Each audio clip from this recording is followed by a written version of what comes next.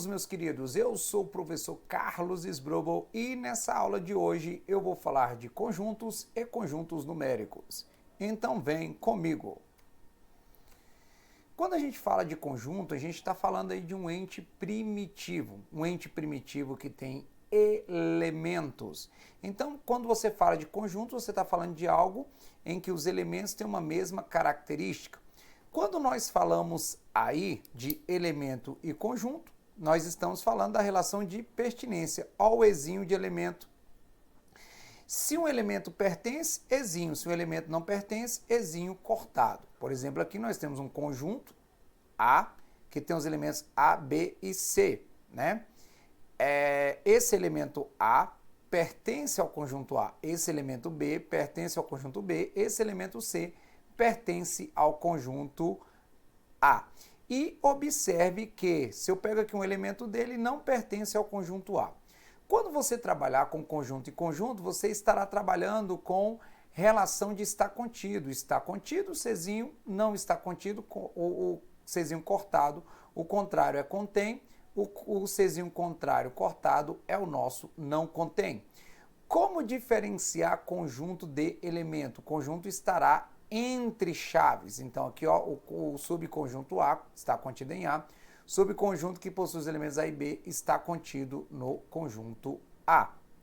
Então, aqui ó, o nosso diagrama de Venn-Euler, que representa aí esse conjunto. Descrição de um conjunto. Um conjunto pode ser descrito por citação, onde você vai citar ali os elementos, ou por propriedade. Por exemplo, x pertence ao conjunto dos números naturais, tal que x é primo menor que 17. Quando você pega ali ó, os números primos menores que 17, você pode citar ó, 2, 3, 5, 7, 11 e 13. Conjunto unitário. O que é um conjunto unitário? Um conjunto unitário é aquele conjunto que possui apenas um elemento. Por exemplo, um número natural par. O número natural par é um conjunto unitário, que tem apenas o 2. Conjunto vazio é o conjunto que não possui elementos. O vazio é o zero cortado ou entre chaves e nada dentro. Lembrando que se você pegar e colocar o zero cortado entre chaves, ele passa a ser um conjunto unitário. Conjunto universo. O que é o conjunto universo? É o maior conjunto. Então, você vai estar falando de um conjunto dos números naturais, um conjunto dos números inteiros, racionais, reais, irracionais, você tem que citar. Então, por exemplo, quando eu tenho aqui, ó, x pertencente aos naturais, então esse conjunto dos números naturais é o conjunto universo, tal que x é um número primo. Quando que eu posso dizer que eu tenho conjuntos iguais? Um conjunto A é igual a um conjunto B se para todo elemento de B eu tenho ele também pertencente a A. Então, por exemplo, esse conjunto aqui, ó, A, B, C, D, é o mesmo conjunto AA, BB, CC, DD. Por quê? Quando você tem elementos repetidos, você vai colocar ele apenas uma vez. Ou seja, esse conjunto B nada mais é do que A, B, C e D. O que é um subconjunto? Subconjunto é um conjunto que está dentro de um conjunto maior, ou seja, que possui os elementos que pertencem a um conjunto maior. Então, por exemplo, se eu digo que um conjunto A está contido em B, eu estou dizendo que para todo, esse A de cabeça para baixo significa para todo x pertencente a A, esse x também pertence a B. Então, eu estou dizendo que A é subconjunto de B. Então, aqui eu tenho um conjunto B, A, B, C, D.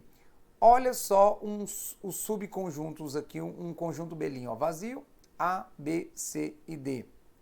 Um conjunto A vazio ou conjunto A vazio. Por exemplo, quando eu falo que eu tenho o conjunto dos números naturais, ele é um subconjunto do conjunto dos números inteiros, que é um subconjunto do conjunto dos números racionais, que é um subconjunto do conjunto dos números irracionais, que são subconjuntos do conjunto dos números reais, e, por fim, o subconjunto, né, que é o conjunto dos números reais, ele é um subconjunto dos números complexos. Então, por exemplo, aqui, ó, eu tenho esse A, esse conjunto A, que é um subconjunto de B, porque ele está dentro de B. Agora o conjunto das partes. Como determinar? Por exemplo, eu tenho um conjunto 1, 2 e 3, que é um conjunto A. O conjunto das partes é o vazio, o subconjunto com o elemento, que é o 1, o 2 e o 3. Subconjuntos com dois elementos, que é 1, 2, 1, 3, 2, 3, 1, 2 e 3.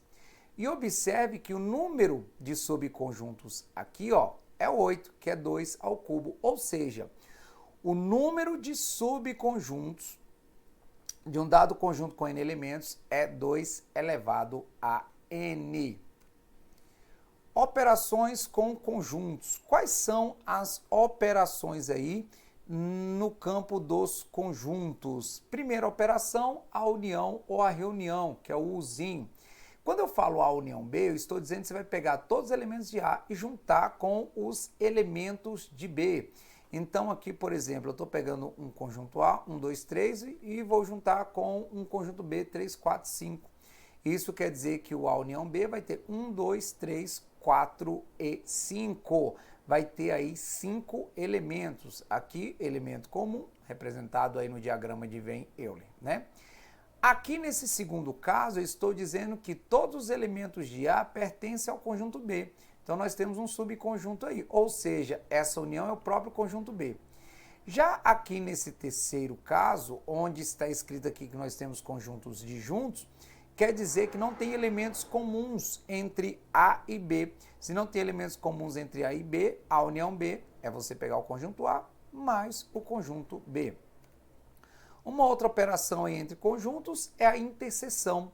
Quando eu falo na interseção, eu estou falando que eu vou pegar somente os elementos comuns. É um U de cabeça para baixo. Então, no primeiro caso aqui, ó, o elemento comum é o 3, que seria um conjunto unitário, né? No segundo caso aqui, ó, o A está contido em B, então a interseção é o próprio conjunto A, né?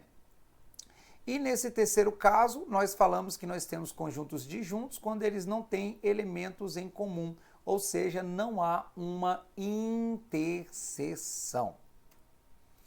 E a última operação é a diferença ou complementar. O complementar de A em B ou de B em relação a A é o A menos B. Quando eu falo A menos B, eu pego como base o conjunto A e tiro os elementos da interseção. O contrário aqui, B menos A, quer dizer que eu vou pegar como base o conjunto B e tirar a interseção. Então, A menos B, nesse caso aqui, o conjunto A sendo 1, 2 e 3, e o conjunto B sendo o 3, 4 e 5, nada mais é do que você pegar lá do conjunto A e tirar o conjunto B. Aqui o B menos A, você vai pegar lá do conjunto B e tirar o conjunto A. É somente A, ou no caso aqui, é somente B. Aqui, ó, somente A.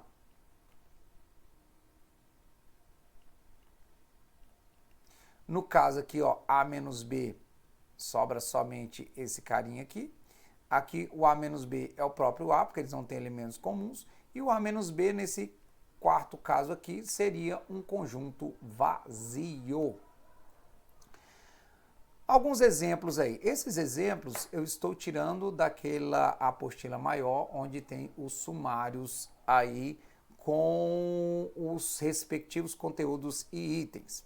Maria Luísa produz biscoitos caseiros nos sabores natural e café. A fim de avaliar a preferência dos fregueses por cada um dos sabores, ela realizou uma pesquisa na feira, onde vende seus produtos.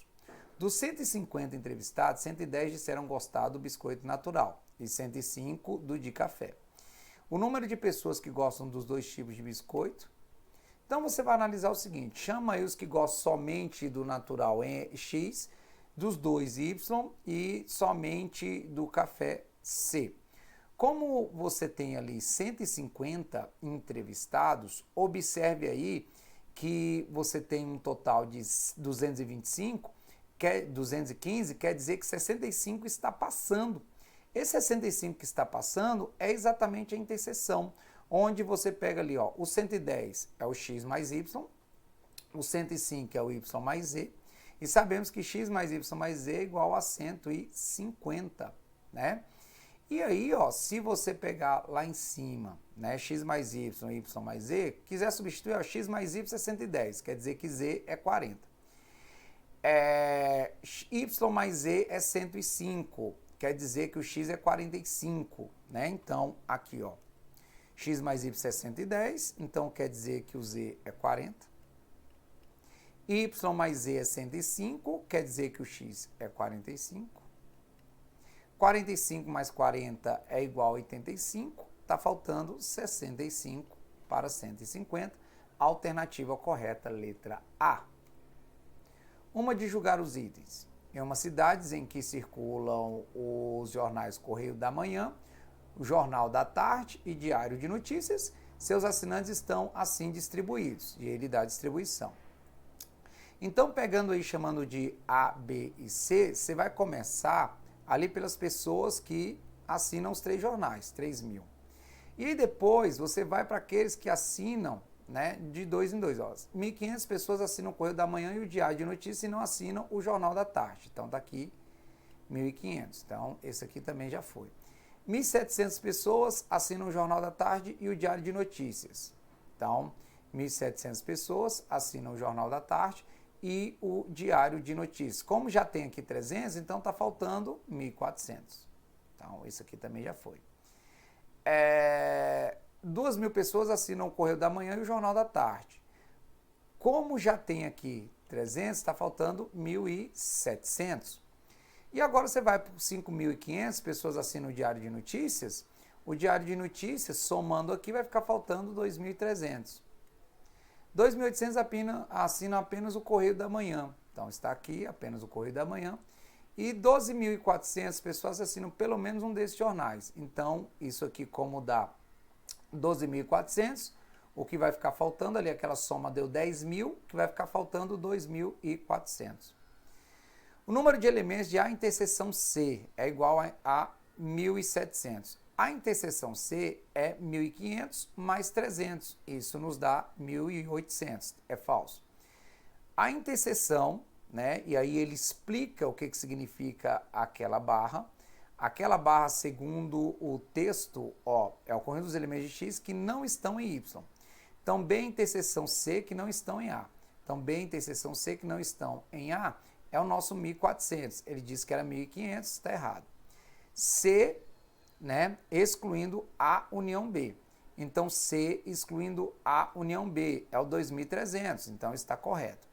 Considere que o conjunto universo seja o conjunto das pessoas da cidade que assinam pelo menos um desses jornais.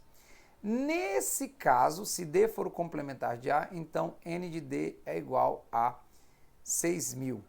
Esse complementar de A, você vai excluir o A, né? Você vai excluir o A, vai ficar 2.400 mais 1.400, 3.800, mais 2.300, 6.100. Por isso que o item está errado. Olha essa. Admita que NX represente o número de elementos de um conjunto X. Dados os conjuntos A e B, é verdade que o número de elementos de A união B é 42, então X mais Y mais Z é 42. N de A menos B, então A menos B é só o X, né? É 2 vezes a interseção, que eu estou chamando de Y, então 2Y. O N de B, que é Y mais Z, é igual a 4 vezes a intersecção. Então, Y mais Z é 4Y. Então, Z é igual a 3Y. Substituindo lá em cima, 2Y mais 3Y igual a 42, 6Y igual a 42, Y é igual a 7. Então, Y é igual a 7, X é igual a 14 e Z é igual a 21.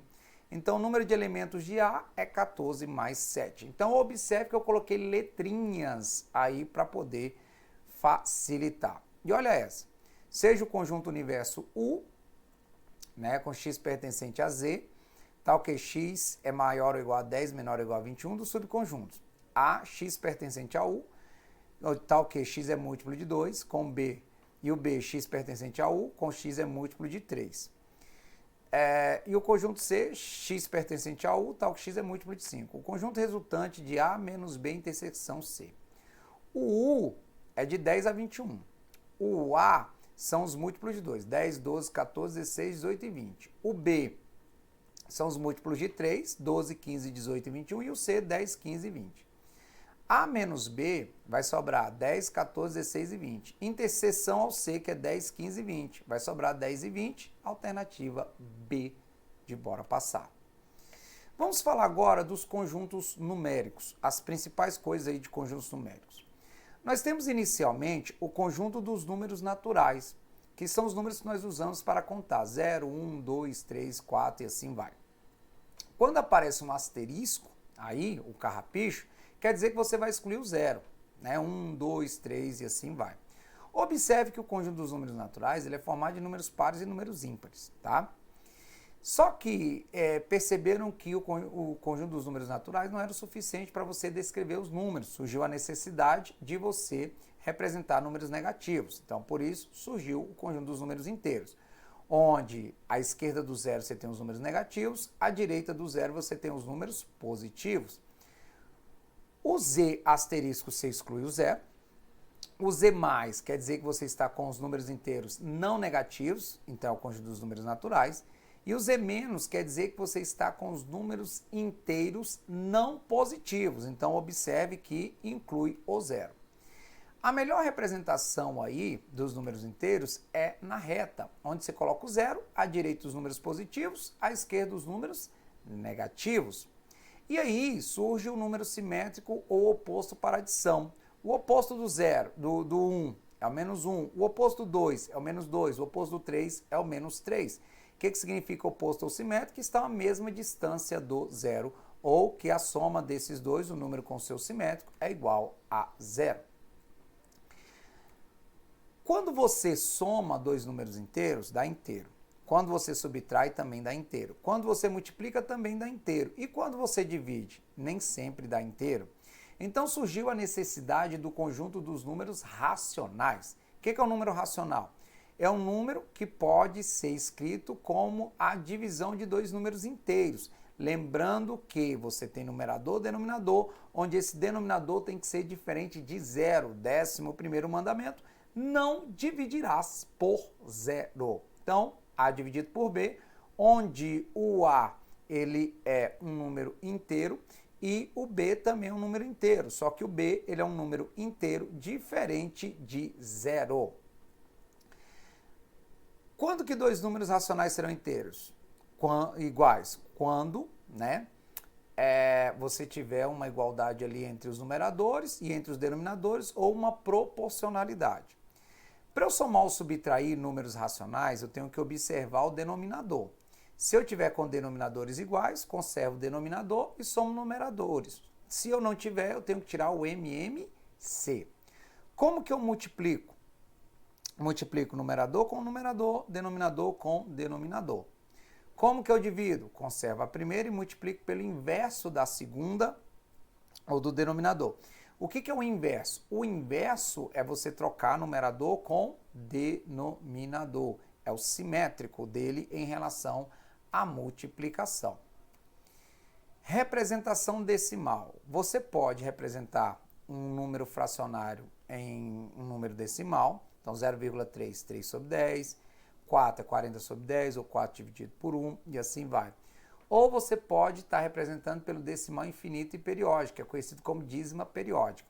Olha como a estratégia que eu dou aqui. Como você pode determinar o numerador de uma dízima periódica? É o número, tá? Menos o que está fora do período. Como assim? O 0,3333, ele é 0,3 barra, que é o período, aquilo que repete. Então, o número menos o que está fora do período, que é 0. Então, o numerador é 3. O denominador, você vai colocar noves. Quantidade de números do período. Então, só tem um número no período, vai ter apenas um 9. E pode ter quantidade de zeros, que é a quantidade de números fora do período e depois da vírgula. Não tem nenhum. Então, aqui vai ser 3 sobre 9, que é 1/3. Olha isso, 1,3333. 1,3 período, vai ficar 13 menos 1, o número aqui, menos o que está fora do período, dividido por 9, porque só tem um número aqui no período, tá? Não tem nenhum número depois da vírgula fora do período. Então vai ficar 12 sobre 9, que é 4/3. Olha esse 1,23333. É 1,23, aqui é o período. Então é 123 menos 12. 123, o 12 é quem está fora do período. E o denominador? Tem apenas um número no período, então 9. e tem um número fora do período depois da vírgula, então por isso 90. Vai ficar 111 dividido por 90, simplificando aí por 3, 37 sobre 30. Então, nos números racionais, você tem dois tipos, o decimal exato e o decimal infinito ou periódico, tá bom? Só que os números racionais, eles não são suficientes para representar todos os números, né? Por exemplo, quando você pega a raiz quadrada de um número que não dá ali exato, então você vai ter o que nós chamamos de números irracionais, são aqueles que você não consegue escrever em forma de fração, como a divisão de dois números inteiros. Por exemplo, raiz de 2, raiz de 3, raiz quadrada de qualquer número primo. O π, né, que a gente não consegue descrevê-lo aí completamente. O E, que é o número de Euler, ou o número de Euler, que é aproximadamente 2,7. O Φ, que é o número de ouro ou razão áurea, que é aproximadamente 1,618. Quando nós pegamos aí os números irracionais, juntamos com os números racionais, nós temos o conjunto dos números reais, tá? E aí o que você tem que pegar dessa parte é algumas operações e analisar o seguinte: fazendo aquela operação, eu ainda estarei dentro daquele conjunto, que é o que normalmente ele cobra. Eu sou o professor Carlos Sbrobel e muito obrigado por essa aula de hoje.